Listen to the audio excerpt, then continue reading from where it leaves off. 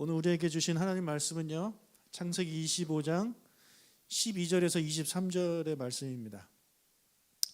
창세기 25장 12절에서 23절 말씀이고, 제목은 두 명의 죽음과 두 명의 출생이라는 제목으로 말씀 전하겠습니다.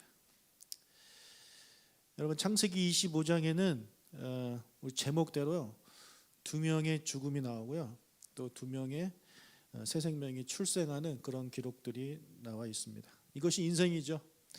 누구는 죽고 누구는 새로 태어납니다. 누가 죽냐면 아브라함과 그의 아들 이스마엘이 죽고, 그리고 누가 태어나냐면 아브라함의 손자인 에서와 야곱이 태어나는 본문이 바로 이 창세기 25장입니다. 그래서 창세기 25장에 와서는 그동안 이 창세기를 쭉 이끌어가던 아브라함의 이야기에서 이제는 이삭의 이야기로 넘어갑니다. 여러분, 아브라함이 175세를 살고 죽었습니다. 가나안 땅에 그가 이제 들어온 게 75세이기 때문에 가나안 땅에서 무려 100년을 살았죠. 꽤 오랜 시간을 살았습니다. 이때 이삭의 나이는 75세고, 그리고 그의 손자 야곱의 나이가 15살입니다. 그러니까 아브라함이 죽고 나서 나중에 야곱이 출생하는 그런 기록이 있기 때문에 우리가 착각할 수 있죠. 아브라함이 죽은 다음에 야곱이 태어난 것으로 우리가 착각할 수 있지만 그렇지 않아요. 아브라함은 15년 동안 쌍둥이 손자를 보면서 자랐습니다. 그렇게 살았습니다. 지난 송구영신 예배 때 말씀드린 대로 아브라함은 죽기 전에 그의 자식들, 그의 구드라라는 첩을 통해서 낳은 그 자식들과 이삭이 싸우지 않도록 이것을 잘 마무리하고 이제 그가 하나님 나라로 갔죠. 아브라함이 시신을 어디에 묻히냐면 막벨라굴에 묻힙니다. 막벨라굴에는 누가 지금 묻혀 있습니까? 그의 아내 사라가 묻혀 있습니다. 아브라함이 첫 번째 가나안에서 산 땅이 바로 이 막벨라굴이라고 제가 말씀을 드렸죠. 창세기 25장 9절과 10절을 읽겠습니다. 그의 아들들인 이삭과 이스마엘이 그를 마므레 앞 해쪽 속 소알의 아들 에브론의 밭에 있는 막벨라굴에 장사하였으니 이것은 아브라함이 헷 족속에게서 산 밭이라. 아브라함과 그의 아내 사라가 거기 장사되니라. 9절에 보면 이삭과 이스마엘이라는 이름이 나옵니다. 그러니까 이삭만 아버지의 장례를 치른 것이 아니라 그의 서자인 이 이스마엘도 함께 장례를 치른 겁니다. 상주로서 치른 거죠. 여러분, 이스마엘은 아브라함에게서 어떤 존재냐면은 서자잖아요. 서자여가지고 우리가 쭉 봤지만 이 서자라는 이유만으로 평생 아브라함한테 차별 대우를 당한 사람이 바로 이 이스마엘입니다. 유산 한 푼 주지 않고 쫓아냈고요. 그리고 어머니와 함께 이제 내쫓을 때 음식과 물도 제대로 주지 않았습니다. 평생 아브라함은 이삭만 사랑했고, 자신은 이제 자신에게 냉대했던 그런 아버지가 바로 이스마엘에게 있어서 아브라함이라는 거죠. 여러분, 이렇게 평생 차별 대우를 받았지만 이스마엘은 지금 상주로서 지금 아버지의 장례식을 동생 이삭과 함께 치르고 있는 겁니다. 여러분, 이것이 제가 지난번에 말씀드린 장례식의 기적입니다. 여러분, 이게 가능합니까? 여러분이 생각을 한번 해보세요. 평생 차별 대우 받았어요. 여러분이 서자예요. 첩의 딸로, 첩의 아들로 태어나가지고 부자 아버지한테 인정받지 못하고 평생 수치거리가 되었습니다. 그런 아버지 여러분 사랑하시겠습니까? 그런 아버지가 보고 싶겠습니까? 그립겠습니까? 아마 증오했을 겁니다. 우리가 이스마엘의 입장이 돼보면 얼마나 아버지가 미웠겠습니까? 그러나 그런 미운 아버지도 이제 죽음이 되어서 그 앞에 누워있는 이 아브라함을 이스마엘은 이제 더 이상 미워하지 않는 거죠. 여러분, 이게 장례식장에서 일어나는 기적이라는 거예요. 지난번에도 말씀드렸지만 이런 기적이 왜 장례식장에서만 일어날까요? 교회 장례식장에서. 살아생전에 이런 기적이 일어나면 얼마나 좋을까요? 왜 꼭 죽은 다음에 저 사람 알아듣지도 못하는데 그때 가서 미안해요 막 펑펑 울면서 내가 왜 그랬는지 모르겠어요. 왜 이런 행동을 우리는 하는 것일까요? 여러분, 우리 장례식에서 그러지 마시고요. 살아계실 때 이런 기적들이 일어나는 우리의 삶이 됐으면 참 좋겠습니다. 여러분, 혹시 뭐 미운 마음이 있어가지고 뭐 안 본 지 오래되신 분 혹시 계십니까? 가족 간에도 그런 분이 계십니까? 친구 간에 그런 친구 있어요? 혹시 같이 신앙생활하다가 그렇게 헤어진, 그렇게 사이가 나빠서 벌어진 그런 성도가 있습니까? 나중에 장례식장 가서 그런 기적을 경험하지 마시고요. 지금 당장 그런 기적을 경험하시는 저와 여러분들이 되시기를 주님의 이름으로 축복합니다. 이런 기적이 우리 예배 가운데 있었으면 좋겠어요. 예배 가운데. 우리 예수님은 평화의 예수님이시잖아요. 그죠? 담을 허무시는 일을 하신 분이 바로 그런 예수님이십니다. 그런 예수님을 믿는 우리가 이 담을 허물어야죠. 우리 성도 간에 있는 담을 허물어야죠. 부모 자식 간에 있는 담을 허물어야죠. 부부 간에 있는 담을 허물어야 되지 않겠습니까? 형제 간에 있는 담을 허물어야 되지 않겠습니까? 예배 가운데 그런 것들을 경험하는 우리 모든 성도님들이 되시길 주의 이름으로 축복합니다. 그런 한 해가 되셨으면 정말 좋겠어요. 올 한 해는 그런 한 해가 됐으면 좋겠어요. 코로나가 이제 사라지면서 우리의 정상적인 일상을 되찾는 그런 한 해가 됐으면 좋겠어요.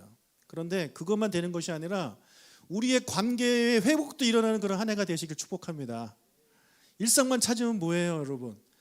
잠깐 기쁘겠죠. 마스크 안 쓰고 뭐 막 예배할 수 있으니 잠깐은 기쁘겠죠.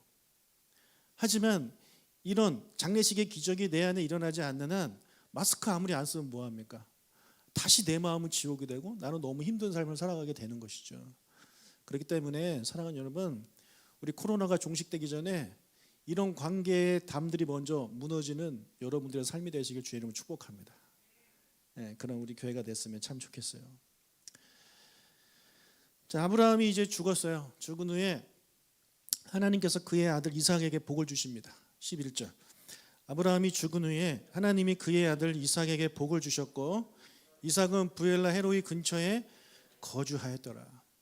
제가 장례를 이제 집례하면 항상 이제 드리는 말씀의 본문입니다. 여러분, 아브라함이 죽은 후에 하나님께서는요 그의 아들에게 복을 주셨습니다. 하나님께서는 가나안으로 아브라함을 부르시면서 그를 통해 열방이 복을 받을 것이라고 그렇게 약속을 해주셨죠. 그래서 그 약속대로 아브라함이 살아 생전에 많은 열방이 복을 받았습니다. 가장 대표적인 인물이 누구냐면 롯이죠. 롯이 아브라함 때문에 많은 복을 받았어요. 그리고 포로로 끌려갔던 소돔과 고모라 사람들도 아브라함 덕분에 다시 자기의 고향으로 돌아올 수 있었죠. 그리고 소돔과 고모라가 멸망당하기 전에 아브라함이 계속해서 기도했잖아요. 하나님께 의인 10명이 있어도 그렇게 하시겠습니까? 이런 기도를 하면서 그들에게 복을 주려고 했지만 결국에 10명이 되지 않아서 그 나라가 멸망은 하게 됐지만 아브라함은 계속해서 이렇게 복을 주는 그런 사람이었다는 거죠. 그런데 아브라함이 죽은 이후에도 하나님은요 아브라함을 통해서 다른 사람들한테 복을 주십니다. 그것이 바로 오늘은 그의 아들 이삭에게 그 복이 임했다라고 성경은 말을 하고 있습니다. 여러분, 우리의 삶도요 이렇게 아브라함 같았으면 참 좋겠습니다. 여러분이 살아생전에 여러분 때문에 여러분의 가족이 복을 받기를 축복합니다. 여러분 때문에 여러분이 다니시는 교회, 여러분이 출석하시는 교회가 복을 받길 축복해요. 여러분 덕분에 여러분의 그런 셀, 여러분의 부서가 정말 복이 넘쳤으면 참 좋겠습니다. 그런 복의 통로를 감당하는 우리 모든 성도님들이 되시길 축복해요. 언제까지? 죽은 이후에도 그런 복이 이제 임해야 된다는 거죠. 우리가 어떻게 하면 죽은 이후에도 나를 통해 복이 그들에게 흘러갈 수 있을까요? 그것은 바로 복의 근원이신 하나님을 전하는 것입니다. 복의 근원이신 하나님이 내가 살아 생전에도 나 때문에 다른 사람한테 복을 주셨듯이 내가 죽어도 그 하나님이 그 사람한테 복을 주시도록 하나님을 전하는 삶, 하나님을 전하는 길, 하나님을 전하는 그런 인생을 사는 것이 바로 다른 사람에게, 특히 자녀에게 복을 주는 그런 부모의 삶이라는 거죠. 여러분의 자녀가 여러분이 돌아가신 후에도 하나님의 복을 받기를 원하지 않으십니까? 원하시죠? 예. 오히려 여러분이 떠난 다음에 하나님께 복을 받아서 잘 사는 것을 저 천국에서 보면 얼마나 기쁘겠습니까? 그런 여러분들의 가정이 다 되시길 축복해요. 예. 그러려면 아직까지 믿지 않는 자녀가 있는 그런 우리 집은요, 계속해서 기도함으로 정말 눈물로 씨를 뿌려야 됩니다. 우리의 자녀가 예수님 믿도록. 예. 여러분의 에너지를 거기에 좀 쓰십시오. 여러분의 에너지를. 자녀가 예수님을 믿을 수 있도록, 자녀가 하나님의 자녀가 될 수 있도록 여러분의 기도, 여러분의 관심, 여러분의 힘을 거기에다 쏟으신 여러분이 되시길 간절히 축원합니다. 자, 그럼 이삭은 어떤 복을 받았을까요? 아브라함이 죽은 후에 하나님이 이삭에게 복을 주셨다고 했는데, 그럼 이삭은 무슨 복을 받았을 거 아닙니까? 여러분, 다른 손주들과 달리요, 이삭은 아주 평안한 삶을 살았습니다. 예, 평안한 삶을 살았어요. 아브라함과 그의 아들 야곱, 또 그의 손자 요셉을 한번 생각해 봅시다. 얼마나 파란만장한 삶을 살았는지 모릅니다. 예, 기가 막힌 삶을 살았습니다. 여러분, 그런 삶을 살고 싶으십니까? 아브라함과 같은 삶을 살고 싶으세요? 야곱과 같은 삶을 살고 싶으세요? 요셉과 같은 삶을 살고 싶으세요? 그들이 하나님을 만나고 하나님의 은혜를 경험하고 그런 삶을 살았지만 정말 힘든 삶을 살았거든요. 정말 힘든 삶. 여러분, 그런 삶을 살기를 원하십니까? 예. 정말 나쁜 병에 걸려서 고통 막 당하고 그러다가 하나님의 은혜로 딱 고침받고 이런 거 원하십니까? 아니면 평생 건강하게 살기를 원하십니까? 나는 하나님이 살아계심을 체험하고 싶어. 하나님, 저 큰 병 걸리게 해주세요. 그리고 저를 병에서 구해주세요. 이런 기도하시는 분 안 계시죠? 예. 여러분, 그거는 축복된 삶이 아닙니다. 정말 힘든 삶이에요. 예. 진짜 축복된 삶은 그런 일을 겪지 않는 거죠. 아예. 그리고 다른 손주들보다 오래 살았어요. 180세를 살았어요. 그의 아버지는 175세인데 아버지보다 더 오래 살았습니다. 그리고 아브라함과 야곱은 아내를 여러 두었습니다. 그리고 이삭은 평생 리브가 한 명과 살았습니다. 제가 결혼 전에는 이게 안 좋은 건 줄 알았더니 결혼하고 보니까 이게 최고더라고요. 예. 한 명의 부인과 평생 사는 게 훨씬 좋지, 여러 명 부인 두는 거는 어릴 때 생각이었습니다. 어릴 때. 그러다 보니까 집안에 그렇게 큰 문제가 없었어요. 큰 다툼 이런 게 없었어요. 하지만 아브라함의 가족들 보세요. 야곱의 가족들 보세요. 얼마나 다툼이 일어납니까? 부인들이 많다 보니까 거기서 너무나도 힘든 일들이 계속해서 일어났다는 것이죠. 자, 그리고 아브라함과 야곱은 사람들과 전쟁도 하고 싸우는 그런 삶이 그들 안에 있었어요. 그런데 이삭은요, 단 한 번도 싸우지 않았습니다. 싸울 일이 한 번 딱 생겼는데 그냥 피해버려요. 그래서 그의 삶에 그렇게 큰 다툼이나 이런 것이 없는 삶을 살았어요. 그리고 아브라함과 야곱은 하나님이 약속하신 이 가나안 땅을 떠난 적이 있습니다. 그러나 이삭은 평생 가나안 땅에 삽니다. 하나님이 약속하신 땅에 살아요. 평생. 그리고 막 여기저기 옮겨 다니는 것도 아니에요. 브엘세바라는 곳에 거의 그곳에서 살았습니다. 근데 그의 아버지 이삭만 해도 정말 많이 돌아다녔죠. 우리 살펴봤잖아요. 여기 갔다가 저기 갔다 여기 갔다. 그래서 갈 때마다 와이프 동생이라고 속이고 뭐 이런 삶을 살지 않았습니까? 그의 동생, 그의 아들 야곱은 뭐 더 할 것도 없죠. 저 위에 메소포타미아로 갔다가 나중에 엄마 죽은 다음에 내려오잖아요. 그의 손자는 뭐 더 하죠. 야곱으로 애굽으로 팔려가고 그런 일을 겪었잖아요. 그런데 이삭한테는요, 그런 일이 없어요. 진짜 평안한 삶을 살았어요. 이렇게 이삭이 누린 하나님이 그에게 주신 특별한 복은요, 별일 없이 평안하게 산 삶입니다. 너무 평안하게 살아가지고 이삭 이야기는 짧아요. 아주 할 얘기가 별로 없어. 그냥 잘 먹고 잘 살았어요. 그러니까 별 얘기가 없어요. 반면에 아브라함 얘기 얼마나 깁니까? 12장부터 시작해가지고 지금 끝나잖아요. 그리고 야곱 얘기도 되게 길어요. 그리고 야곱 다음에 나오는 요셉 얘기도 길어요. 엄청나게 길어요. 그래서 아브라함과 야곱이나 요셉과 같은 그런 이스라엘의 그런 믿음의 조상들은 다 힘들고 어려운 삶을 살았는데 이삭은 그렇지 않았다는 거예요. 정말 평안한 그런 삶을 살았습니다. 저희 아버지도 정말 파란만장한 그런 삶을 사셨어요. 저희 아버지도. 그래서 아버지 얘기 들으면 재밌는 옛날 얘기가 참 많습니다.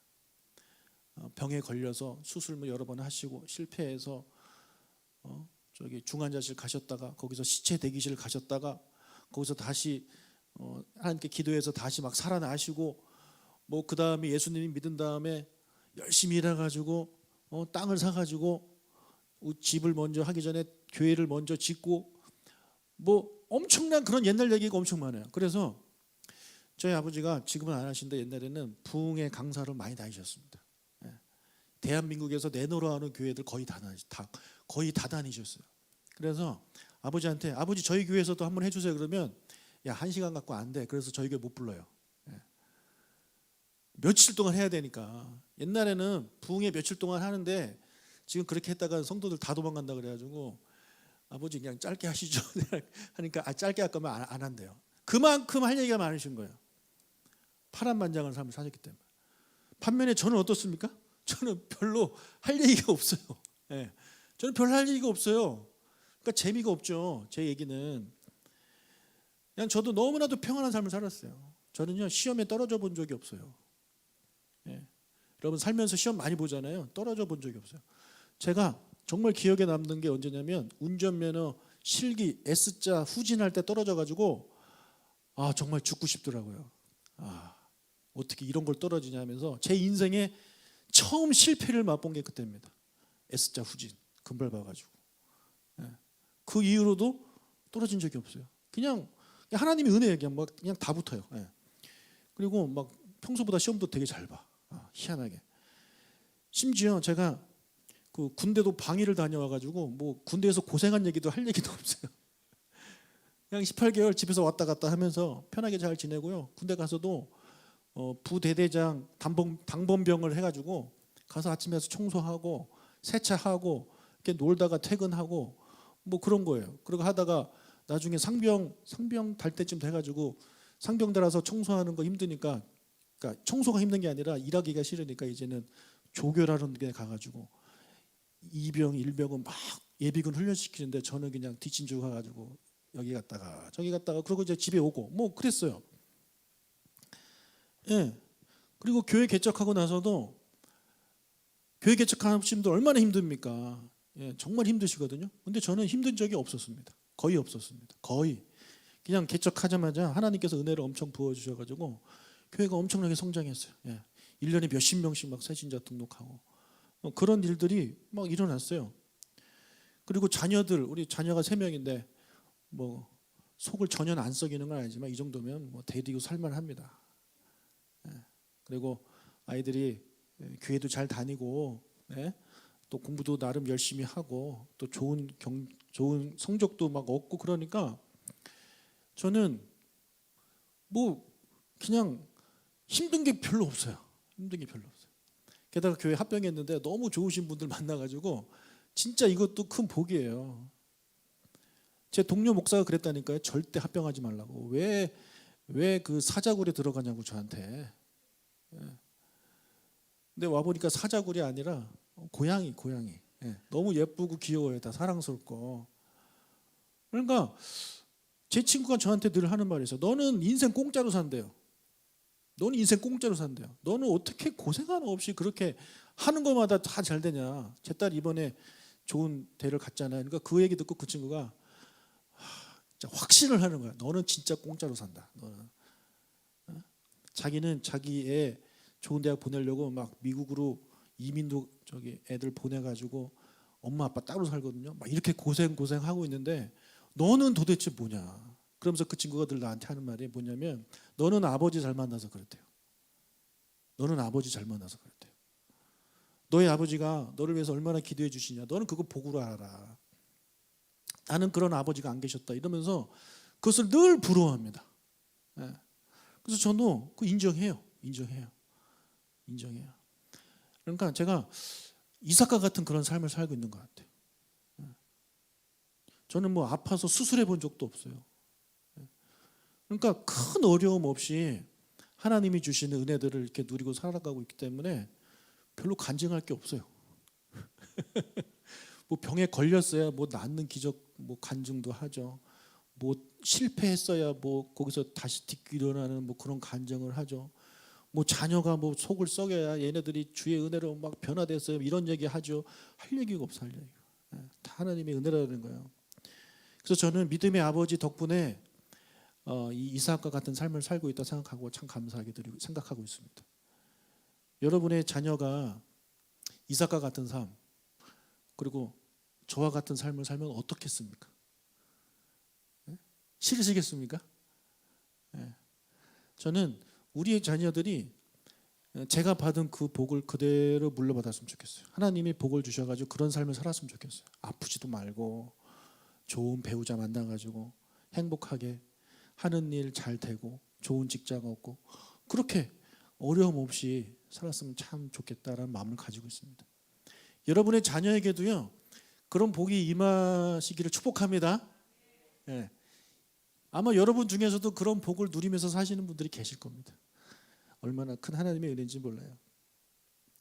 그래서 여러분 이 아브라함 때문에 아브라함이 죽은 후에 하나님이 그의 아들 이삭에게 복을 주셔서 이삭이 그런 삶을 쭉 살았는데 여러분의 자녀도 여러분이 이 세상을 떠난 이후에 여러분이 걱정 하나도 하지 않고 눈을 감으실 수 있을 정도로 그런 자녀들이 잘 되는 복을 누리시기를 주의 이름으로 축복합니다.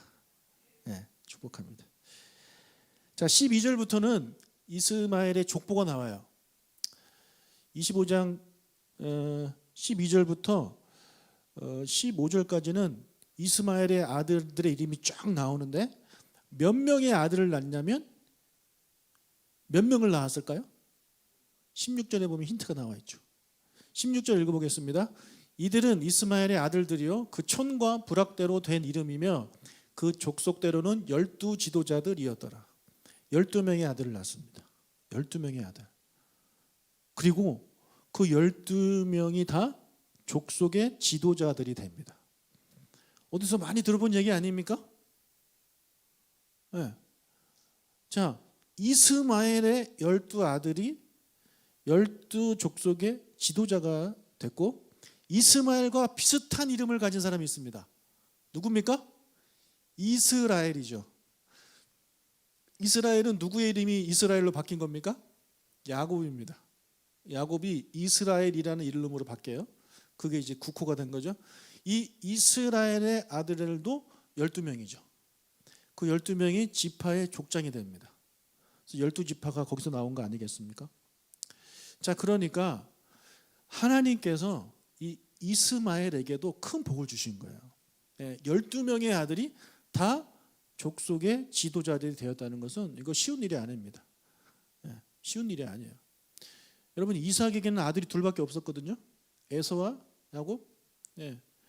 그런데 이스마엘에게는 12명이나 있습니다. 12명. 왜 이스마엘이 이런 복을 받았느냐? 하나님이 아브라함한테 한 약속 때문에 그렇습니다. 아브라함한테 한 약속.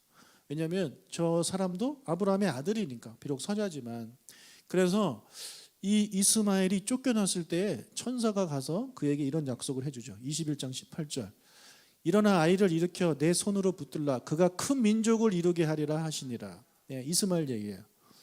비록 이스마엘이 서자이지만 아브라함의 씨이기 때문에 이 사람도 큰 민족을 이루는 복을 받을 것이다. 그렇게 천사가 약속을 해줬고 그 약속대로 이스마엘도 이제 큰 민족을 이루게 됩니다. 여러분 하나님은요 약속을 지키시는 분이십니다. 할렐루야. 하나님이 약속을 반드시 지키세요. 저 이스마엘이 태어난 것은 하나님의 계획에는 없었던 거잖아요. 근데 이 아브라함과 사라가 하나님께 여쭤보지 않고 자기 마음대로 결정했다가 이제 생긴 게 이스마엘 아닙니까? 그럼에도 불구하고 하나님은 이 아브라함한테 하신 약속이기 때문에 그 서자인 이스마엘도 축복해 주셨다는 거죠. 하나님은 우리에게 하신 약속은 반드시 지키시는 그런 신실하신 하나님이십니다. 신실하신 하나님을 믿으십니까? 여러분의 삶에도 약속하신 거 하나님 반드시 지키십니다. 자, 이스마엘은요 137세를 살고 이제 사망을 하죠. 아브라함도 죽고 이스마엘도 죽었어요. 여러분, 모든 사람은 다 죽습니다. 근데 사람들 착각해요. 자기가 천년 만년 살 거라고 생각을 하는데 그렇지 않아요. 우리 모든 인간은 다 죽습니다. 저도 언젠가는 죽고 여러분도 언젠가는 다 돌아가시는 거예요. 근데 그게 언젠지는 모르는 거죠. 그래서 나의 인생이 끝나는 날이 있다는 것을 늘 우리는 기억하면서 내 하루하루를 감사함으로 최선을 다해서 살아가는 여러분이 되시길 축복합니다. 예배할 수 있을 때 예배하고, 내가 용서를 구할 수 있을 때 용서를 구하고, 또 용서해 줄 수 있을 때 용서해 주고, 섬길 수 있을 때 섬기는 여러분들이 되셔야 돼요. 자, 이삭이 하나님의 복을 받아서 평안한 삶을 살았다고 말씀드렸는데, 그렇다고 해서 이삭의 삶에 문제가 전혀 없었을까요? 아닙니다. 저희 삶에도 문제가 왜 없었겠습니까? 다 있어요. 아무리 이삭이라도 문제가 있어요. 문제가 전혀 없는 삶은 없습니다. 절대 없습니다. 여러분, 이삭의 아내 리브가는 그의 어머니 사라처럼 아이를 갖지 못했어요. 임신이 안 되는 그런 여자였습니다. 25장 21절 읽겠습니다. 이삭이 그의 아내가 임신하지 못함으로 그를 위하여 여호와께 간구하매 여호와께서 그의 간구를 들으셨으므로 그의 아내 리브가가 임신하였더니, 자, 사라가 임신을 못했죠. 그리고 그의 며느리 리브가도 임신을 못했어요. 그리고 이 리브가의 며느리인 라헬도 임신을 못합니다. 지금 3대가 임신을 못해요. 원래 이스라엘 사람들은 잘 임신을 못하나 생각하실 수 있겠지만 여러분, 그렇지는 않죠. 여러분, 이쯤 되면 우리가 이런 생각을 할 수 있어요. 하나님은 일부러 임신이 잘 안 되는 여자를 선택하셨구나. 우리가 이런 추측을 할 수 있습니다. 왜냐? 자, 하나님께서 아브라함을 선택하셔서 그에게 해주신 약속이 뭐냐면 큰 민족이잖아요. 큰 민족을 약속하셨어요. 근데 여러분, 결혼하는 그 여자 며느리마다 막 애를 너무너무 잘 낳아. 그러면 어떤 생각을 할 수 있냐면, 이렇게 자녀가 많아진 것은 하나님의 은혜가 아니라 그냥 결혼하면 애 생기는 거 아니야? 이렇게 생각할 수 있다라는 거죠. 그래서 하나님은 아예 임신이 잘 안 되는 여자들을 선택합니다. 사라, 100세 때까지 임신이 안 된 여자죠. 그리고 리브가는요 20년, 결혼하고 나서 20년 동안 애가 안 생기고 있는 거예요 지금. 그리고 라헬도 마찬가지고요. 그래서 하나님께서는 이 임신이 잘 안 되는 여자들을 선택하시고 그들을 아브라함의 가족에 이렇게 함께하게 하심으로 말미암아 이렇게 임신이 안 되는 조상들로부터 수많은 이스라엘이 생긴 것은 다 누구의 은혜다? 하나님의 은혜다라는 것을 유대인들한테 말씀해 주고 계신 거죠. 우리한테도 말씀해 주고 있는 겁니다. 하나님이 하셨다라고 고백할 수밖에 없게 하는 거죠. 여러분, 저희 집사람이 처녀 때 의사한테 임신 못한다는 그런 진단을 받았습니다. 그런데 애를 셋을 낳잖아요. 그러니까 하나님의 은혜다라고 우리는 고백할 수밖에 없는 거죠. 여러분, 임신하지 못하는 아내 리브가를 위해서 이삭은 이제 기도합니다. 그리고 하나님이 이삭의 기도를 들어주십니다. 자, 이 장면은 그의 아버지 아브라함이 아비멜렉의 집안에 임신하지 못하는 여자들을 위해서 기도했을 때 하나님이 그들의 태를 열어주셔서 그들이 임신하게 되었다는 그 장면을 떠올리게 하는 거예요. 그래서 지금 이삭은요, 그의 삶에 있어서 첫 번째 찾아온 위기, 아내가 임신하지 못하는 것을 하나님께 기도함으로 문제를 해결받는 그런 사람이 되었습니다. 그래서 그의 아버지처럼 이삭도 중보기도하는 그런 사람의 모습을 지금 우리에게 보여주고 있는 것입니다. 자, 그렇다면 여기서 이런 질문을 또 던질 수 있어요. 이삭은 왜 기도했을까? 이삭은 왜 기도했을까? 목사님, 기도는 당연히 해야 되는 거 아닙니까? 생각하실지 모르겠지만 여러분 한번 생각해 보세요. 자, 하나님께서 그의 아버지 아브라함한테 또 이삭한테 약속하신 게 있습니다. 자녀에 대한 복을 약속하셨어요. 민족을 이룰 것을 약속하셨어요. 하나님이 약속했어요. 하나님이 약속하셨으면 리브가가 임신하는 것은 당연한 거 아닙니까? 근데 지금 못하고 있어. 비록 20년이라는 세월이 지났지만 언젠가는 임신할 거 아닙니까? 왜냐하면 그의 어머니도 그녀가 90세 때 이제 임신을 했잖아요. 그러니까 하나님이 그렇게 우리 엄마한테 약속을 지키신 것처럼 우리 아내한테도 약속을 지키실 것이다라고 믿었다면 기도할 필요 있습니까? 네. 기도할 필요가 있을까요? 하나님이 약속을 분명히 믿는다면 하나님이 약속해 주셨는데 여러분, 기도하지 않는 사람들 중에 이런 믿음을 가지신 분들이 있어요. 뭐냐면 내가 기도하지 않아도 하나님이 주실 거는 주신다. 하나님이 주시기로 계획하셨으면 내가 기도하지 않아도 하나님은 다 알아서 주신다. 내가 기도하지 않아도 하나님이 하실 것이다. 이런 믿음을 가지신 분들이 있습니다. 하나님을 너무 신뢰하니까 좋으신 하나님은 그의 자녀에게 그가 필요한 것을 다 주실 거야라는 그런 확신이 있기 때문에 오히려 구하지를 않는 거예요. 오히려. 근데 여러분, 하나님이 우리에게 원하시는 것은 그런 모습이 아니라는 거죠.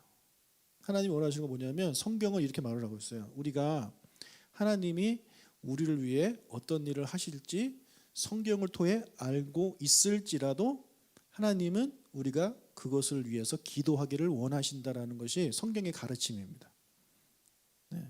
하나님이 분명히 여러분한테 약속을 해 주셨어도 우리는 기도해야 된다라는 거죠. 여러분, 다니엘의 예를 볼게요. 다니엘은요, 예레미야 선지자가 예언한 대로 하나님께서 70년의 포로 생활 이후에 이스라엘 백성들을 다시 가나안으로 돌려 보내실 것을 그는 알았습니다. 알았고 그 사실을 믿었어요. 그러면 다니엘은 하나님이 분명히 약속하셨으니까 그냥 그날만 기다리면 돼 이렇게 생각할 수 있지만 그렇지 않았다는 겁니다. 다니엘은요, 그것을 위해서 금식하며 기도합니다. 아니, 하나님이 약속하셨는데 뭘 금식하면서 기도해? 믿음이 없네 이렇게 생각할 게 아니라는 거죠. 하나님이 하실 일이지만 그 일에 기도로 내가 동참하는 거예요. 그래서 우리가 기도를 해야 된다는 거죠. 여러분, 하나님의 나라가 이 땅에 임할 것입니다. 믿으십니까? 반드시 임합니다. 여러분이 기도하지 않아도 임합니다. 여러분이 임하지 말라고 간절히 기도해도 하나님의 나라는 임합니다. 그러면 하나님의 나라가 임해야 달라고 기도할 필요가 있는가? 우리 생각할 수 있겠지만 예수님은 우리에게 하나님의 나라가 임하도록 기도하라고 가르쳐 주셨죠. 바로 그거예요. 우리가 기도하지 않아도요, 하나님의 나라는 이 땅에 임하게 되어 있습니다. 그런데 하나님은 우리가 기도를 통해 그 일에 동참하기를 원하시는 거예요. 여러분의 기도를 통해 하나님이 약속하신 것, 하나님의 계획이 성취됨에 있어서 여러분이 그 일에 동참하기를 하나님이 원하시는 겁니다. 그러니까 우리는요, 기도를 해야 되는 거예요. 못 믿기 때문에 달라고 기도하는 것이 아니라 믿기 때문에 하나님의 사역에 동참하는 것입니다. 그렇기 때문에 그 기도는 정말 놀라운 기도가 되는 거죠. 사랑하는 여러분, 여러분의 그런 기도로 하나님이 하시는 사역에 동참하는 여러분들이 되시길, 동역하는 여러분들이 되시길 축복합니다. 아멘. 아멘. 자, 원하는 이제 임신이 되었는데 문제가 생겼어요. 22절 읽겠습니다. 그 아들들이 그의 태 속에서 서로 싸우는지라 그가 이르되 이럴 경우에는 내가 어찌할꼬 하고 가서 여호와께 묻자오되. 여러분, 지금은 초음파가 있어가지고 초음파를 이렇게 되면 쌍둥이네요 알려주지만 리브가가 자기 뱃속에 쌍둥이가 있는 걸 알았을까요? 게다가 지금 첫 애를 가진 거잖아요. 초대니까 잘 모를 거 아닙니까? 근데 배가 뭔가 좀 이상한 거예요, 뱃속에. 그것을 지금 성경은 서로 싸운다 이렇게 이제 표현을 하고 있는데, 이런 뱃속에 태아가 진짜 막 주먹질하고 싸우고 뭐 그런 거라고 상상하시는 건 아니죠. 예. 나중에 보면 야곱이 그의 형 뭐 나올 때 발 뒤꿈치를 잡았다는데, 여러분 태아가 발 뒤꿈치를 어떻게 잡습니까? 손가락에 그 발을 잡을 수 있는 손가락인가요? 태어나서 어느 정도 자라야 손가락이 좀 길어져서 잡을 수 있지, 힘이 있지. 그 태아가 무슨 힘이 있어가지고 자기 형 발 뒤꿈치를 잡겠어요. 예. 그러니까 그렇게 이제 표현을 하는 거예요. 그래서 뱃속에 뭔가 이상한 거예요 지금. 뭔가 이상해가지고 이상하다. 다른 엄마들한테 물어보면 이거 아닌 것 같은데 뭔가 이상하네. 예. 그래서 그가 이제 하나님께 기도를 하는 거죠. 하나님, 지금 제 뱃속이 뭔가 이상한데 어떻게 된 겁니까? 이렇게 기도로 물어봅니다. 그러니까 하나님이 말씀해 주시죠. 23절. 여호와께서 그에게 이르시되 두 국민이 내 태중에 있구나. 두 민족이 내 복중에서부터 나누이리라. 이 족속이 저 족속으로 강하겠고 큰 자가 어린 자를 섬기리라 하셨더라. 여러분, 리브가가 하나님의 지금 계시를 받습니다. 근데 이 계시는 아주 특별해요. 왜 특별하냐면 창세기를 우리가 지금까지 쭉 봤는데, 여러분 지금까지 창세기를 쭉 보시면서 하나님의 계시가 여자한테 먼저 전달된 적이 없습니다. 늘 남자한테 먼저 전달돼요. 늘 먼저 남자한테. 아담한테 먼저 전달되고 그리고 하와한테 전달이 되는 거예요. 아브라함한테 전달이 되고 그리고 그의 아내 사라한테 전달이 되는 거예요. 근데 여기서는 그게 아니에요. 아내한테 하나님이 직접 말씀하십니다. 아주 특별한 경우예요. 그래서 이 리브가를 남자 아브라함이라고 이렇게 얘기를 하는데, 이것도 그런 면이에요. 이것도 그런 면이 있어요. 그러니까 아브라함한테 하나님이 먼저 말씀하셔서 그 말에 이제 사라가 따라가는 그런 형태였다면, 지금 여기에서는 하나님이 리브가한테 말을 하고 그 리브가한테 말한 것이 이제 이루어지는 그런 모습을 보이기 때문에 여자 아브라함이다 이렇게 표현을 이제 하고 있는 거죠. 그렇다면 왜 하나님은 다른 경우와 다르게 왜 리브가에게 먼저 말씀하셨을까요? 이삭이 아니라. 그에 대한 답은 너무 쉽게 찾을 수 있습니다. 리브가가 물어봤기 때문에 그렇습니다. 리브가가 물어봤는데 하나님이 이삭한테 대답하면 이상하잖아요. 그러니까 하나님의 뜻을 알고 싶어하는 리브가한테 하나님이 직접 말씀해 주신 거죠. 여기서 우리가 하나님의 행하시는 놀라운 그런 행하신 우리가 이제 알게 되는데, 여러분이 궁금하신 거, 여러분이 알고 싶으신 거, 여러분의 삶에 대한 하나님의 뜻, 여러분이 구하세요. 여러분이 구하시면 하나님이 여러분한테 말씀해 주시겠죠. 여러분의 그런 뜻을 다른 사람한테 막 물어보고 그러지 마세요. 여러분이 간절히 기도하세요. 여러분의 문제에 대해서, 여러분의 삶에 대해서, 여러분의 그런 어려움에 대해서 하나님께 직접 물어보십시오. 하나님이 여러분한테 말씀해 주십니다. 지금 리브가를 통해서 우리에게 그것을 보여주고 계시잖아요. 이삭한테 말씀하셔서 대답을 해주신 것이 아니라 그녀한테 직접 말씀해 주신다는 거죠. 사랑하는 여러분, 하나님은요 여러분과 교제하길 원하시고 여러분에게 말씀하고 계십니다. 여러분에게 늘 말씀하고 계시는 거예요. 우리가 그를 귀를 닫고 있기 때문에 못 듣는 것이고, 누군가를 통해서 듣는 것이 편하기 때문에 자꾸 우리는 그것을 원하죠. 설교 시간을 통해서, 목사님을 통해서 듣기를 원하고 뭐를 통해서 또 듣기를 원하고 자꾸 듣기를 원하는데, 여러분 그런 간절한 소망을 받아보세요. 하나님께 직접 듣고 싶은 마음이 저도 있습니다 하면서 하나님 저에게 말씀해 주세요. 그런 마음을 가지고 기도하십시오. 그런 마음을 가지고 성경을 읽으십시오. 하나님께서 여러분에게 직접 말씀해 주실 때 여러분의 그런 놀라운 깨달음이 여러분 안에 있게 되면 그 말씀은 여러분의 삶에 있어서 정말 놀라운 말씀이 될 것입니다. 절대 잊지 못하실 거예요. 그래서 말씀해 주신다고 해가지고 막 귀에 들리게끔 우리 그렇게 생각하지 마시고요. 여러분의 마음에 말씀하시는 거예요. 여러분의 마음에. 하나님은 영이시기 때문에 하나님한테는 입이 없지 않습니까? 입이 없어요, 하나님은. 하나님한테 입이 없기 때문에 하나님이 하시는 말씀, 영이 하시는 말씀, 여러분이 영의 귀로 듣는 거지 여러분이 육신의 귀로 듣는다라고 자꾸 생각하지 마시고요. 물론 그렇게 역사하실 때도 성경에는 가끔 있었지만 지금은 저는 그렇지 않다고 생각합니다. 예, 여러분의 마음속에 하나님이 강한 감동을 주시는 거예요. 어떤 깨달음을 주시는 거예요. 예, 어떤 자에게? 하나님께 여쭤보는 자에게, 하나님께 물어보는 자에게, 알고 싶어하는 자에게 하나님께서 말씀해 주십니다. 그런 하나님의 깨달음을 여러분들이 말씀 읽으면서 여러분들이 또 가끔 말씀 묵상하는 가운데 거기서 깨달을 수 있는 그런 경지에 오를 수 있는 여러분들 되시길 주님 축복합니다. 그게 뭐 공부 많이 하고 신학교 나와서 뭐 타이틀을 달아야 되는 것이 아니에요. 예. 얼마든지 여러분이 말씀 한 구절 한 구절 정말 마음속에 묵상하면서 읽고, 우리 뭐 큐티하는 거 배우고 성경 공부 때 그런 거 배웠잖아요. 그런 거를 통해서 얼마든지 여러분 안에 그런 하나님의 깨달음이 여러분에게 이제 말씀해 주시거든요. 예. 그런 것들을 경험해 보시는 여러분들이 되셨으면 좋겠어요. 그러면 여러분 여기 뭐 리더분들 많이 앉아 계신데 리더하기가 신납니다. 예, 신나요. 그렇게 어렵지 않아요. 너무 즐거워요. 말씀을 같이 나누는 게 너무 즐거워요. 예, 나는 하나님의 음성을 들으니 막 나누고 싶거든요.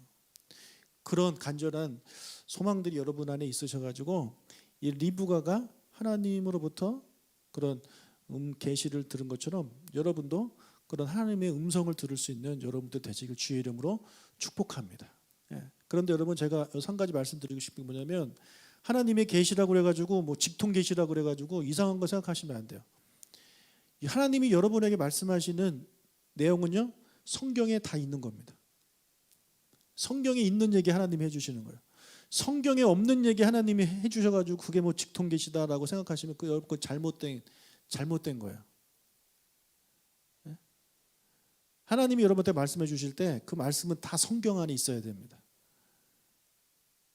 그래서 그거는